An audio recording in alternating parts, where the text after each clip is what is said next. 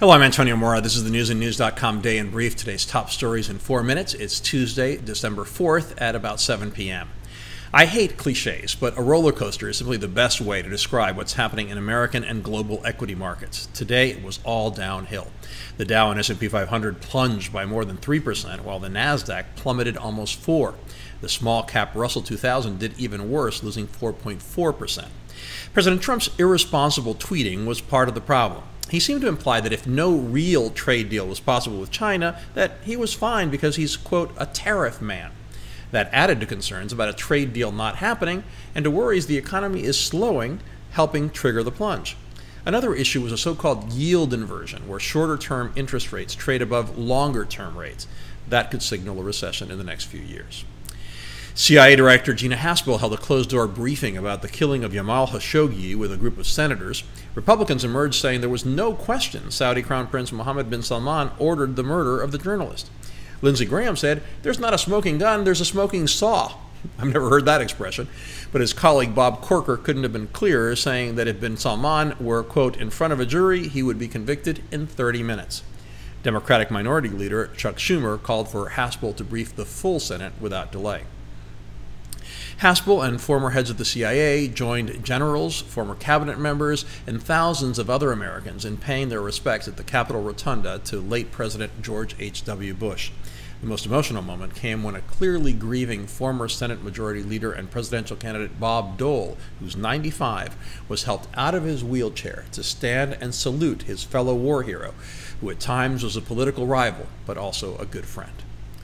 President Trump and the First Lady visited the Capitol to pay their respects on Monday night and expressed their condolences to the Bush family Tuesday afternoon. The Blair House, where the Bushes are staying, is just across the street from the White House.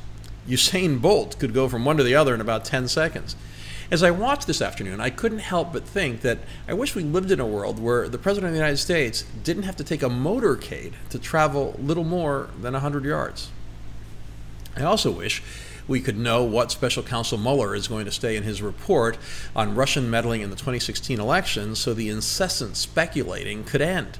Mueller's prosecutors are scheduled to file a recommendation at some point today on what sentence they're seeking for Mike Flynn, Trump's first national security advisor. It may provide a clearer window into what evidence Mueller has against officials of the Trump campaign. In our alternate universe segment, The Great Divide Between Conservative and Liberal Media, Trump derangement syndrome has so severely struck some journalists that they've stopped caring about facts. This is damaging journalism in general. From CNN today, quote, "The president again lashing out at his former personal attorney, Michael Cohen. In return for decades of devotion to Donald Trump, Mr. Trump now says Michael Cohen should face stiff punishment and serve a long prison sentence." Now, forget about the bias there. No traditional journalist would have framed the story referring to decades of devotion. The added problem is that Cohen didn't work for Trump for decades. He was with him for only 12 years. And does CNN really know whether Cohen was devoted? This is a guy who was taping his conversations with Trump. Come on, guys. Enough of the "we don't report, we decide." Stop editorializing. And if you're constantly going to call Trump a liar, get your facts right. We have all those stories and much more updated around the clock 7 days a week on newsandnews.com, where you will find all you need to know in one place. Please subscribe to our YouTube channel by clicking on the right of your screen just below this video.